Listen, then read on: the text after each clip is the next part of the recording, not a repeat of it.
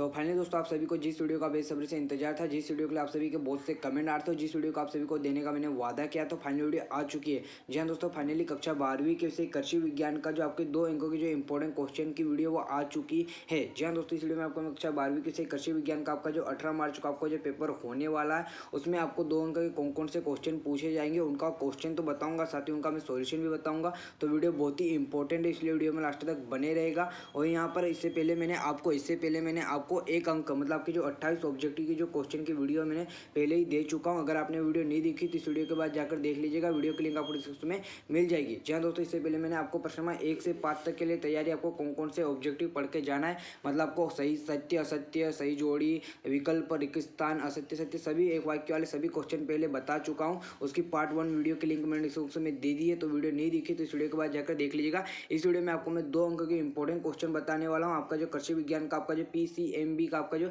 18 मार्च को आपका जो पेपर होने वाला है, उसमें आपको 2 अंक के कौन कौन से क्वेश्चन आपको पूछे जाएंगे वो क्वेश्चन यहाँ पर मैं बताऊंगा, साथ ही उनका सॉल्यूशन भी बताऊंगा। तो यहाँ पर आपका भाई आपके लिए इतनी मेहनत कर रहा है, तो इसी बात पर अगर अभी तक आपने चैनल को सब्सक्राइब नहीं किया तो चैनल को सब्सक्राइब कर लो, बेल आइकन को प्रेस कर लो और अपने दोस्तों वीडियो को शेयर भी कर दो, जिससे आपका दोस्त भी इस वीडियो के माध्यम से PCMB की तैयारी कर सके। और 28 अंक के ऑब्जेक्टिव क्वेश्चन की वीडियो जरूर देख लीजिएगा, वीडियो की लिंक मैंने डिस्क्रिप्शन में दे दी है या आई बटन में भी मिल जाएगी, किसी भी प्रकार चैनल के माध्यम से भी मिल जाएगी, तो वीडियो को जरूर देख लीजिएगा। तो यहाँ पर मैं आपको 2 अंक के क्वेश्चन बता रहा हूँ, तो क्वेश्चन को देखना शुरू करते हैं। उसमें आपको नोट करिए, आपके पास नोट्स है, परीक्षा अध्ययन है, प्रश्न बैंक है, किसी भी प्रकार के आपके पास पढ़ने का माध्यम है तो आप उसमें टिक कर लीजिए। और यहाँ अगर आप इसका स्क्रीनशॉट लेना चाहते हो तो स्क्रीनशॉट भी ले सकते हो। तो यहाँ पर आपको सबसे पहला क्वेश्चन तैयार करना है। यहाँ पर क्वेश्चन बता रहा हूँ, उससे पहले आप वीडियो को लाइक कर दीजिए और चैनल को सब्सक्राइब कर दीजिए। तो यहाँ पर आपको 2 अंकों के क्वेश्चन बता रहा हूँ, तो 2 अंक आपका जो फर्स्ट चैप्टर प्रकाश लाइट, उसमें से 2 अंक का एक क्वेश्चन पूछा जाएगा और उसमें आपको सबसे पहला क्वेश्चन ही तैयार करना है उसी के बारे में। तो यहाँ पर आपको सबसे पहला क्वेश्चन तैयार करना है, प्रकाश के 2 गुण। कितने गुण? 2 गुण। केवल 2 ही गुण याद करना है और 2 गुण याद कर लोगे तो आपके 2 नंबर पक्के हो जाएंगे। तो यहाँ पर बहुत ही सरल बताता हूँ, प्रकाश सरल रेखा में गमन करता है। ठीक है, प्रकाश आप सभी जानते ही है, प्रकाश सरल रेखा में गमन करता है। और यहाँ पर दूसरा है, प्रकाश का वेग कितना होता है? 3 × 10⁸ मीटर प्रति सेकंड होता है। बस या यूँ लिखिएगा, ये नहीं लिखोगे, ठीक है, मत लिखो। प्रकाश सरल रेखा में गमन करता है, प्रकाश निर्वात में भी गमन करता है, अर्थात प्रकाश गमन के लिए माध्यम की आवश्यकता नहीं होती है। ठीक है, बस 2 ही याद करना। तो इसमें से आपको 6 दे रहा हूँ, उसमें से 2 तैयार कर लीजिएगा। ठीक है, 2 नंबर पक्के हो जाएंगे। इसी चैप्टर से एक और क्वेश्चन आपको तैयार करके जाना है। क्वेश्चन का यहाँ पर आपको याद करके जाना है, निकट दृष्टि दोष क्या है, इसके दोष के उत्पन्न होने के कारण लिखिए और इसे किस प्रकार दूर करेंगे। तो यहाँ पर आप देखिए, निकट दृष्टि दोष के कारण मनुष्य को पास की वस्तुएं तो स्पष्ट दिखाई देती है। उल्टा है, देखना, निकट दृष्टि दोष के कारण मनुष्य के पास की वस्तुएं स्पष्ट दिखाई देती है, लेकिन दूर की वस्तु स्पष्ट नहीं दिखाई देती है। बच्चे क्या करते हैं निकट दृष्टि दोष के कारण में? तो निकट दृष्टि दोष में बच्चे लिखकर आ जाते हैं कि मनुष्य को पास की वस्तुएं नहीं दिखाई देती है। ऐसा नहीं है, निकट दृष्टि दोष में वस्तु मनुष्य को पास की वस्तु स्पष्ट दिखाई देती है, लेकिन दूर की जो वस्तु है वो स्पष्ट नहीं दिखाई देती है। और जो दूर दृष्टि दोष होता है उसमें मनुष्य को पास की वस्तुएं नहीं दिखाई देती है, दूर की वस्तुएं स्पष्ट दिखाई देती है। ठीक है, और इसका कारण क्या है? नेत्र में दोष उत्पन्न के 2 कारण है। क्या है? पहला कारण, नेत्र लेंस और रेटिना के बीच की दूरी बढ़ जाना, और दूसरा, नेत्र लेंस की फोकस दूरी कम हो जाना। इसका निवारण भी यहाँ पर दिया है। इस दोष के निवारण के लिए ऐसे अवतल लेंस का उपयोग करते हैं। कौन से लेंस का उपयोग करते हैं? अवतल लेंस का उपयोग करते हैं। ठीक है, बहुत ही सरल है। उसी के बाद यहाँ पर इसी चैप्टर से आपको याद करके देना, उत्तल लेंस तथा अवतल लेंस में कोई 2 अंतर। इससे ये फायदा हो जाएगा कि उत्तल लेंस और अवतल लेंस की अगर आपको विशेषताएं पूछी आई तो इसी आप से लिख सकते हो। तो पहला, उत्तल लेंस और अवतल लेंस में अंतर क्या? उत्तल लेंस बीच में मोटा था, किनारों पर पतला होता है, इसकी पहली विशेषता भी होगी। दूसरा क्या? उत्तल लेंस में बीच में पतला था, किनारों पर मोटा होता है, ये उत्तल लेंस की पहली विशेषता होगी। और अंतर की बात करें तो अंतर तो यहाँ पर बता ही रहा हूँ। दूरदृष्टि दोष के निवारण में इसका उपयोग कहता है किसका? उत्तल लेंस का। और निकट दृष्टि दोष के लिए किसका उपयोग कहता है? अभी ऊपर बताए, किसका?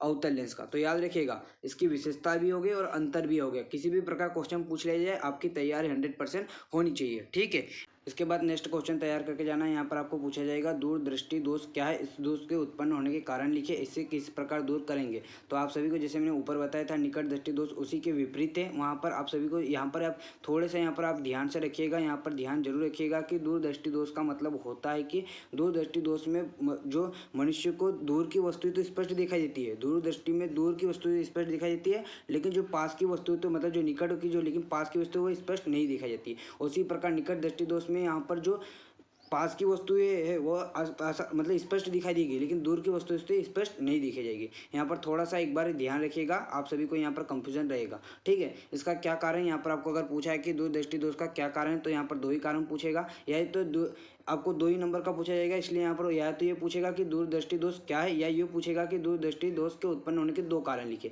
तो दो कारण क्या है, नेत्र लेंस और रेटिना के बीच की दूरी कम हो जाना, वहाँ पर बढ़ जाती थी, और यहाँ पर दूसरा नेत्र लेंस की फोकस दूरी बढ़ जाना, वहाँ पर कम हो जाती है। ठीक है, तो उसके विपरीत ही अगर अंतर पूछे तो भी आप लिख सकते हो। उसके बाद आपको इसी चैप्टर से ये वाला क्वेश्चन भी तैयार कर लेना है, मानव नेत्रों और फोटोग्राफी कैमरे में अंतर लिखिए। बहुत ही इंपॉर्टेंट क्वेश्चन है, अक्सर पूछा जाता है, यहाँ पर 2019 में भी ये क्वेश्चन पूछा गया था। और यहाँ पर आप सभी को पता है कि कैमरे के लेंस की फोकस दूरी स्थिर रहती है और आग के लेंस की फोकस दूरी स्थिर नहीं रहती है। ठीक है, दूसरा है वस्तु का प्रतिबंध फोटोग्राफिक प्लेट पर प्राप्त करने के लिए वस्तु तथा लेंस के बीच की दूरी व्यवस्थित की जाती है।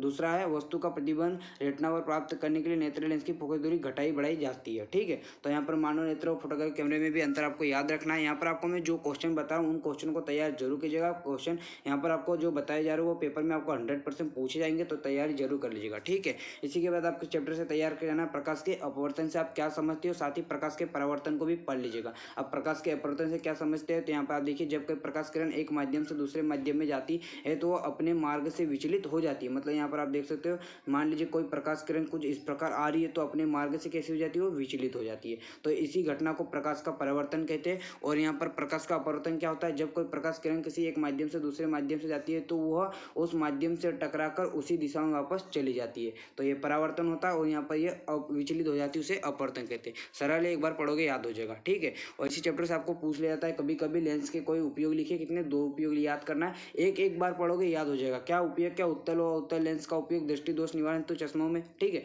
या यूं लिखिएगा, लेंस का उपयोग चश्मों में किया जाता है। ठीक है, और प्राकृतिक यंत्रों में किया जाता है। बस आप इतना लिखोगे, आपको 2 नंबर मिल जाएंगे। ठीक है, इसके बाद आपको यहाँ पर से दूसरा चैप्टर आपका जो मैग्नेटिक चुंबकत्व, उसमें से भी 2 नंबर का एक क्वेश्चन पूछा जाएगा। तो यहाँ पर आपको सबसे पहला क्वेश्चन तैयार करके जाना है। यहाँ पर आपको मैं क्वेश्चन बता रहा हूँ, यहाँ पर बच्चे कमेंट करते हैं कि सर रियल पेपर दो, रियल पेपर दो। रियल पेपर के चक्कर में मत रहो दोस्तों, यहाँ पर आपको जो क्वेश्चन बताए जाते हैं उन क्वेश्चनों की तैयारी करो। इससे पहले मैंने आपको पशुपालन की तैयारी करवाई थी। पशुपालन के लिए मैंने आपको 3 PDF दिए थे, 2 नंबर, 3 नंबर, 4 नंबर, 3 वीडियो भी दी थी। अगर आपने वो वीडियो देखी होगी तो उस वीडियो को देखने के बाद आपने पेपर को देखिए, उसमें आपको मैंने जो क्वेश्चन बताए थे वही के वही क्वेश्चन आपको पूछे गए थे। तो यहाँ पर मैं आपको जो क्वेश्चन बता रहा हूँ उन क्वेश्चनों को तैयार करो, और साथ ही यहाँ पर आपकी सेल्फ स्टडी भी बहुत जरूरी है। यहाँ पर आपको मैं बहुत ही इंपॉर्टेंट क्वेश्चन बता रहा हूँ। ठीक है, यहाँ पर आपको चुंबकत्व वाले चैप्टर से आपको यहाँ पर क्वेश्चन तैयार करना है। चुंबकीय बल रेखाएं किसे कहते हैं, या यूं लिखिए कि चुंबकीय बल के कोई 2 गुण, कितने, चुंबकीय बल रेखाएं के कोई 2 गुण भी, या यूं पूछेगा चुंबकीय बल रेखाएं किसे कहते हैं, या 2 नंबर में पूछेगा चुंबकीय बल रेखाओं के 2 गुण लिखे। 2 गुण पूछना बहुत ही ज्यादा इंपॉर्टेंट है, अधिकतर 2 गुण पूछ ही लेता है। देखिए, चुंबकीय बल रेखाओं के कोई 2 प्रमुख गुण लिखिए, ये क्वेश्चन पूछा ही जाता है। तो यहाँ पर आप सबसे पहले समझिए चुंबकीय बल रेखाएं होती क्या। तो चुंबकीय बल रेखाएं चुंबकीय क्षेत्र में खींचा हुआ निष्कर्म वक्र है, जिससे के सहारे एकांक उत्तरी ध्रुव चलता है। ठीक है, अगर विशेषता की बात करें तो चुंबकीय बल सदैव उत्तरी ध्रुव से तथा दक्षिणी ध्रुव से प्रवेश करती है। मतलब उत्तरी ध्रुव से निकलती है और दक्षिणी ध्रुव में प्रवेश करती है। ठीक है, याद रखिएगा। यहाँ पर क्या बोला है, चुंबकीय बल रेखा सीधे उत्तरी ध्रुव से निकलती है तथा दक्षिणी ध्रुव में प्रवेश करती है। दूसरा, बल रेखाओं के किसी बिंदु पर खींची गई स्पर्श रेखा उस बिंदु पर चुंबकीय क्षेत्र के, या यू कीजिए। दूसरा नहीं याद करना तो ये याद रखेगा, बल रेखाएं सभी एक दूसरे को नहीं काटती है। ठीक है, और बल रेखाएं सीधे तल के लंबवत प्रारंभ होती है तथा लंबवत ही समाप्त होती है। आपको यहाँ पर जो दो सरल गुण लगते हैं वही याद कर लीजिए, आपको जो आसानी से याद हो जाए वो आप याद कर लीजिएगा। ठीक है, इसके बाद आप इस चैप्टर से आपको यहाँ पर ये वाले क्वेश्चन भी तैयार कर जाना। अब जैसे चैप्टर का नाम ही है चुंबक, तो चुंबक के बारे में आप सभी को पता होना जरूरी है। चुंबक के कोई 2 गुण आपको याद करना ही है। आपको यहाँ पर पहला गुण पढ़ना है, चुंबक चुंबकीय पदार्थ को अपनी ओर आकर्षित करता है। दूसरा, स्वतंत्रता पूर्वक लटका देने पर सदैव उत्तर दक्षिण दिशा में ठहरता है। बस 2 ही गुण, यहाँ पर 6 दे रहा हूँ, उसमें से 2 आपको 2 अच्छे लगते हो याद कर लीजिएगा। ठीक है, उसके बाद आपको इस चैप्टर से पढ़ना है चुंबक किसे कहते हैं, चुंबक के प्रकार लिखिए। तो अगर चुंबक की परिभाषा पूछे तो सिर्फ आपको प्राकृतिक चुंबक और कृत्रिम चुंबक लिखना, उनकी परिभाषा नहीं लिखना है। और अगर आपको चुंबक के प्रकार पूछे तो दोनों को लिखना है, और साथ ही उसके परिभाषा भी आप लिख सकते हो। तो वो बता, यहाँ पर आप देखिए, अगर मैं पढ़कर बताऊंगा तो टाइम ज़्यादा हो जाएगा, तो यहाँ पर आप स्क्रीनशॉट ले लीजिए। ठीक है, इसके बाद आपके इस चैप्टर से नेक्स्ट क्वेश्चन तैयार कर जाना है। चुंबकीय क्षेत्र की परिभाषा बहुत ही सरल है। किसी चुंबक के चारों, मान लीजिए कोई चुंबक ये रखा हुआ है, यहाँ पर ये कोई चुंबक रखा, इसके आसपास का जो क्षेत्र वही चुंबकीय क्षेत्र कहलाता है। बहुत ही सरल सरल है। क्या है, किसी चुंबक के चारों ओर का वो क्षेत्र जहाँ तक चुंबक के आकर्षण का प्रभाव जाना जा सके चुंबकीय क्षेत्र कहलाता है। मान लीजिए कि कोई चुंबक रखा है, यहाँ पर इस चुंबक का जहाँ तक क्षेत्र होगा, मतलब जहाँ तक इसका प्रभाव होगा, वही चुंबकीय क्षेत्र कहलाता है। ठीक है, बहुत ही सरल है। इसके बाद नेक्स्ट मतलब आपको यहाँ पर से याद करना है, समविभव पृष्ठ किसे कहते हैं। तो याद रखें, मान लीजिए कोई विद्युत क्षेत्र, मान लीजिए यहाँ पर कोई विद्युत क्षेत्र, तो विद्युत क्षेत्र के इसमें समान विभव के बिंदु मिलाने वाली काल्पनिक पृष्ठ को समविभव पृष्ठ कहते हैं। मान लीजिए यहाँ से यहाँ तक की जो बिंदु है, इनको ही समविभव पृष्ठ कहते हैं। ठीक है, तो किसी विद्युत क्षेत्र में समान विभव के बिंदुओं को मिलाने वाले काल्पनिक पृष्ठ को समविभव पृष्ठ कहते हैं। समविभव पृष्ठ किसे कहते हैं तो आप समझ गए होंगे। इसी प्रकार यहाँ पर इस चैप्टर से बहुत ही इंपॉर्टेंट क्वेश्चन है, ये वाला क्वेश्चन बहुत ही ज़्यादा पूछा जाता है और ये क्वेश्चन इस बार भी पूछने के बहुत ज़्यादा चांस है, तो इसे जरूर तैयार कर लीजिएगा। क्या, विद्युत विभव को प्रभावित करने वाले किन्हीं 4 कारकों का उल्लेख कीजिए। ये आपका जो विद्युत विभव, आपका जो विद्युत वाला चैप्टर, उसमें से 2 अंक के 2 क्वेश्चन पूछे जाएंगे। तो यहाँ पर ये वाला क्वेश्चन 100% आपको तैयार करना ही है। विद्युत विभव को प्रभावित करने वाले किन्हीं 4 कारकों का उल्लेख कीजिए, तो बहुत ही सरल है और आपको ये याद करना ही है। ठीक है, तो यहाँ पर पहला कारक क्या, चालक के आवेश पर। ठीक है, विद्युत विभव को प्रभावित करने वाले कारक निम्नलिखित है। पहला, चालक आवेश पर निर्भर। दूसरा, चालक के आकार पर। तीसरा, अन्य चालकों की उपस्थिति पर। और चौथा, चालक के चारों ओर के माध्यम पर। ठीक है, ये 4 याद करके जाना ही है। 2 नंबर आपको 100% ये क्वेश्चन पूछेगा, तो ये क्वेश्चन आपको तैयार करके जाना है। ठीक है, इसी चैप्टर से आपको ये वाला क्वेश्चन भी तैयार करना है, क्योंकि 2 अंक के 2 पूछे जा रहे हैं। तो यहाँ पर टोटल आपको 4 क्वेश्चन मिलेंगे इस चैप्टर से, अथवा को मिलाकर कितने 4 पूछे जाएंगे। तो यहाँ पर आपको ये तैयार करके जाना है। चालक के प्रतिरोध का प्रभावित करने वाले कारकों के नाम लिखिए। तो क्या है, चालक की लंबाई, अनुप्रस्थ मतलब क्षेत्रफल पर, और पदार्थ पर, और चालक के ताप पर। ठीक है, तो तैयार कर लीजिएगा। यहाँ पर एक बार पढ़ोगे तो आराम से आप आसानी से याद कर लोगे। ठीक है, अभी टाइम है आपके पास, बहुत टाइम है, आप तैयार करते रहिए। ठीक है, नेक्स्ट क्वेश्चन क्या है, विद्युत बल रेखा है, क्या इसके 2 गुण लिखिए। कितने, केवल 2 गुण। विद्युत बल रेखा, वहाँ पर याद रखिएगा वो चुंबकीय बल रेखा थी और ये विद्युत बल रेखा है। तो यहाँ पर विद्युत बल रेखाओं के सबसे पहले परिभाषा देखिए। तो विद्युत बल रेखा विद्युत क्षेत्र में खींचा हुआ वो चुंबकीय क्षेत्र में खींचता था, ये विद्युत क्षेत्र में वो निष्क्रोण वक्र जिस पर एकांक धनावेश गमन करता है। ठीक है, विशेषता की बात करें तो विद्युत बल रेखाएं धनावेश से प्रारंभ होती है और ऋणावेश पर समाप्त होती है। याद रखिएगा, विद्युत बल रेखाएं धनावेश से प्रारंभ होती है और ऋणावेश पर समाप्त होती है। ये 2 बल रेखाएं एक दूसरे को कभी नहीं काटती। चुंबकीय बल रेखाएं भी एक दूसरे को कभी नहीं काटती है। ठीक है, तो याद रखिए, 2 ही तो याद करना है, बात सरल है। ठीक है, उसी के बाद आपको चैप्टर से समविभव पृष्ठ की परिभाषा मैंने आपको ऊपर बताई थी, साथ ही इसके 2 गुण याद कर लीजिएगा। तो क्या है, समविभव पृष्ठ पर आवेश एक बिंदु से दूसरे बिंदु तक ले जाने में कोई कार्य नहीं करना पड़ता है। विद्युत बल रेखाएं पृष्ठ के प्रत्येक बिंदु के लंबवत प्रारंभ होती है। ठीक है, और 2 विभव पृष्ठ कभी एक दूसरे को नहीं काटते। सरल है, एक बार पढ़ोगे याद हो जाएगा। ठीक है, नेक्स्ट क्वेश्चन आपको तैयार कर लेना है, विभवांतर क्या है। तो बहुत ही सरल है, विभवांतर क्या तैयार कर लीजिएगा। विभवांतर किसे कहते हो, तो विद्युत क्षेत्र में, तो आप पढ़ के याद रखिएगा और सूत्र भी याद कर लीजिएगा। ठीक है, इसके बाद आपका नेक्स्ट चैप्टर आपका जो किन्वन, उसमें से आपको 2 अंक का एक क्वेश्चन पूछाएगा। तो आपको पहला क्वेश्चन तैयार करके जाना है। क्या क्वेश्चन पूछेगा, किन्वन की परिभाषा लिखिए। क्या पूछेगा आपको, किन्वन की परिभाषा लिखिए। और किन्वन, ये क्वेश्चन या तो पूछेगा आपको किन्वन की परिभाषा लिखिए 2 नंबर में। तो किन्वन की परिभाषा क्या, एंजाइम की उपस्थिति में जटिल कार्बनिक यौगिकों को धीमी गति से। अब यहाँ पर बच्चे कमेंट करेंगे सर आप आराम से समझाइए, तो अभी यहाँ पर मेरे को जल्दी जल्दी आपको बताना पड़ेगा, क्योंकि आपको तैयारी भी करवानी है। अभी हम समझने के पास हमारे पास टाइम नहीं है, अब आपको तैयार करना ही पड़ेगा। समझना था पहले, आप समझ गए, अब याद कीजिए, रट्टा मारिए, कुछ भी करिए, लेकिन याद करिए। ठीक है, तो यहाँ पर यू क्वेश्चन कुछ इस प्रकार पूछेगा, किन्वन की परिभाषा। तो एंजाइम की उपस्थिति में जटिल कार्बनिक यौगिकों का धीमी गति से सरल कार्बनिक यौगिकों में अपघटन की क्रिया किन्वन कहलाती है। ये क्रिया धीमी एवं ऊष्माक्षेपी है। ठीक है, ये यू क्वेश्चन ये कुछ इस प्रकार पूछेगा, किन्वन के लिए कोई 2 अनुकूल परिस्थितियां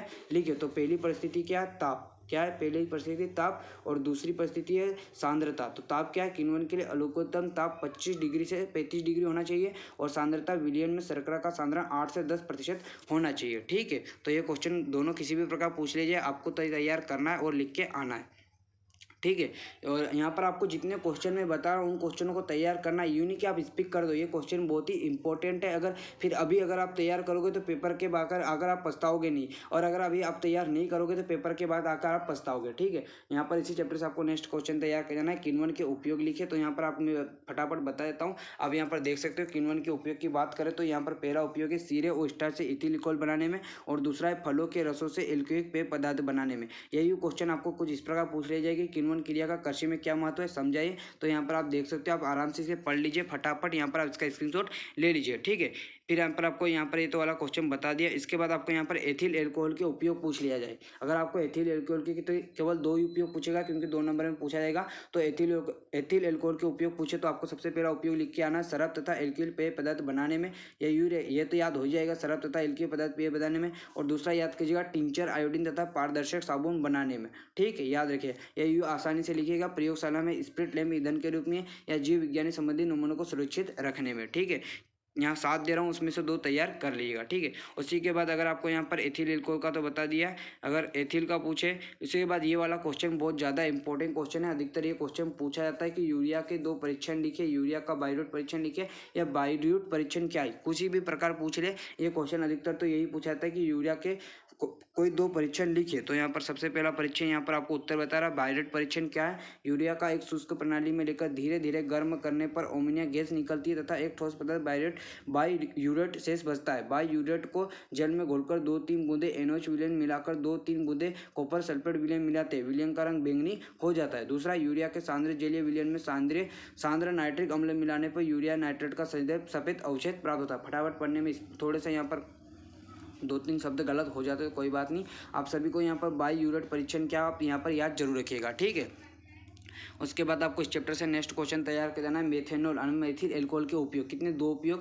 पहला, पेंट वार्निश लाख गोंद सीमेंट आदि के विलायक के रूप में, और दूसरा एल्कोहल को विकृत करने के लिए रंग औषधि गंध के निर्माण में, किसी भी प्रकार, लेकिन याद कर लीजिएगा। ठीक है, उसके बाद आपका नेक्स्ट चैप्टर है कार्बोहाइड्रेट वाला। उसमें से आपको यहाँ पर ये नेक्स्ट पहला क्वेश्चन तैयार कर देना है, कार्बोहाइड्रेट के 2 कार्य। कितने? केवल 2 कार्य। कितने? केवल 2 कार्य। पहला कार्य विभिन्न कार्यों के लिए शरीर को ऊर्जा प्रदान करते हैं। ठीक है, और दूसरा कार्य ये शरीर को ऊष्मा प्रदान करते हैं, जिसमें शरीर का ताप स्थिर बना रहता है। बहुत ही इंपॉर्टेंट क्वेश्चन है दोस्तों। यहाँ पर आपको जो क्वेश्चन बता रहा हूँ उन क्वेश्चनों को तैयार जरूर कीजिएगा, नहीं तो आप पेपर के बाद आकर बहुत पछताने वाले हो। ठीक है, उसके बाद यहाँ पर आपको नेक्स्ट क्वेश्चन तैयार कर देना है, मानव शरीर में प्रोटीन के प्रमुख कार्य लिखिए। कोई 2 कार्य, प्रमुख नहीं लिखे, केवल 2 कार्य लिखो। और सबसे पहला कार्य लिखना है, ये शरीर में नए उत्तकों का निर्माण करते हैं, और ये टूटी फूटी कोशिकाओं की मरम्मत करते हैं। ऑब्जेक्टिव में पूछ जाता है, टूटी फूटी कोशिकाओं का मरम्मत कौन करता है? तो प्रोटीन करता है। कौन करता है? प्रोटीन। तो पहला, ये शरीर में नए उत्तकों का निर्माण करते हैं, और दूसरा, टूटी फूटी कोशिकाओं का मरम्मत करते हैं। ठीक है, इसके बाद आपको नेक्स्ट क्वेश्चन इसी चैप्टर से तैयार किया जाना है, जैव रसायन का महत्वपूर्ण जैव रसायन के केवल 2 उपयोग। कितने? केवल 2 उपयोग याद करना है। ठीक है, जैव रसायन के केवल 2 उपयोग याद करना है। कौन से भी आपको यहाँ पर 5 दे रहा हूँ, उसमें से 2 याद कर लीजिएगा। ठीक है, उसके बाद आपको नेक्स्ट क्वेश्चन तैयार कर जाना है इस चैप्टर से, लिपिड्स का दैनिक जीवन में उपयोग। तो पहला, भूख लगने ना लगने देना। ठीक है, पहला उपयोग, और शरीर को ऊर्जा प्रदान करना। क्या? कितना सरल है, एक बार पढ़ोगे तो याद हो जाएगा। क्यों फिर अपन यहाँ पर वो माता पक्षी करना। तो ठीक है, उसके बाद यहाँ पर नेक्स्ट क्वेश्चन आपका जो नेक्स्ट चैप्टर है आनुवंशिकी, तो उसमें से आपको एक क्वेश्चन 2 नंबर का पूछा जाएगा। तो पहला क्वेश्चन आपको तैयार करना, आनुवंशिक की परिभाषा लिखिए। या तो ये आपको यहाँ पर आनुवंशिकी की परिभाषा पूछेगा, या तो कोई 2 महत्व पूछेगा। तो यहाँ पर परिभाषा की बात करें तो जीव विज्ञान की वो शाखा जिसमें आनुवंशिकता तथा विभिन्नता के कारिका का अध्ययन किया जाता है, आनुवंशिकी कहलाता है। यहाँ पर ज़्यादा इंपॉर्टेंट ये है क्योंकि इसमें महत्व पूछा जाएगा। क्या है इंपॉर्टेंट? तो ये है कि कभी परिभाषा तो कम चांस की परिभाषा पूछे, लेकिन महत्व जरूर पूछेगा, कोई 2 महत्व जरूर पूछेगा। या यूँ कहे कि कोई 2 लाभ पूछेगा, महत्व पूछेगा। तो क्या महत्व है? आनुवंशिकी विज्ञान के द्वारा हिमोफिलिया, रतौंधी, एनीमिया आदि रोगों का संतानों में पहुंचाने से रोक जाता है। दूसरा, मनुष्य की जाति को विकसित करने में आनुवंशिकी का उपयोग किया जाता है। ठीक है, 4 दे रहा हूँ, उसमें से 2 तैयार कर लीजिएगा। ठीक है, इसके बाद आपको इस चैप्टर से 2, ये वाला क्वेश्चन बहुत ज़्यादा इंपॉर्टेंट है। इस चैप्टर से आपको पादप प्रजनन का महत्व क्या है, या पादप प्रजनन क्या, ये भी आपको पढ़कर जाना है। कोई आपको पादप प्रजनन के कोई 2 महत्व याद रखना है। तो यहाँ पर देखिए, मैं आपको सरल बता रहा हूँ, शीघ्र पकने वाली फसलों का आविष्कार किया जाता है। ठीक है, और दूसरा, उत्तम गुणों वाले पौधों का आविष्कार किया जाता है। बहुत ही सरल है, शीघ्र पकने वाली फसलों का आविष्कार किया जाता है, उत्तम गुणों वाले पौधों का आविष्कार किया जाता है। बहुत ही सरल है पादप प्रजनन का, यही कोई 2 महत्व लिखना है। ठीक है, परिभाषा भी एक बार पढ़ लीजिएगा अगर आपके पास गाइड हो तो। ठीक है, इसके बाद आपको नेक्स्ट क्वेश्चन तैयार कर जाना है, मेंडल ने अपने प्रयोग के लिए मटर के पौधों का चुनाव ही क्यों किया। या ये क्वेश्चन आपको इस प्रकार पूछाएगा कि मेंडल ने अपने प्रयोग के लिए मटर के पौधे का चुनाव क्यों किया, कारण स्पष्ट कीजिए। तो इसका कारण क्या है, यहाँ पर मटर का पौधा 1 वर्षीय शाक है, इसलिए कम समय में ही संकरण के परिणाम मिल जाते थे। ठीक है, और दूसरे कारण की बात करें तो मटर के पुष्प द्विलिंगी एवं स्वपरागित होने के कारण हमेशा अपने गुणों को सही अभिव्यक्त करते थे। तो यहाँ पर मेंडल ने अपने प्रयोग के लिए मटर के पौधों का चुनाव क्यों किया था, उसका यहाँ पर मैंने आपको 2 कारण बताए। ये क्वेश्चन भी आपको पेपर में पूछा जा सकता है, तो इस क्वेश्चन को तैयार जरूर कर लीजिएगा। इसके बाद यहाँ पर इस चैप्टर से अगर आप पढ़ना चाहो तो संकरण से आप क्या समझते हो ये एक बार पढ़ लीजिएगा। अगर आपको पढ़ना है तो यहाँ पर 2 ही तो वाक्य एक बार पढ़ लोगे तो आसानी रहेगी, क्योंकि अधिकतर ये वाला क्वेश्चन भी पूछ लिया जाता है। ठीक है, उसी के बाद यहाँ पर इस चैप्टर से पूछा जाता है कि आनुवंशिकी अभियांत्रिकी क्या है। ठीक है, ये क्वेश्चन पूछा जाता है कि आनुवंशिकी अभियांत्रिकी क्या है। तो इसके यहाँ पर मैं आपको परिभाषा बता रहा हूँ। यहाँ पर आप देखिए, ऐसी तकनीकी जिसके द्वारा किसी जीव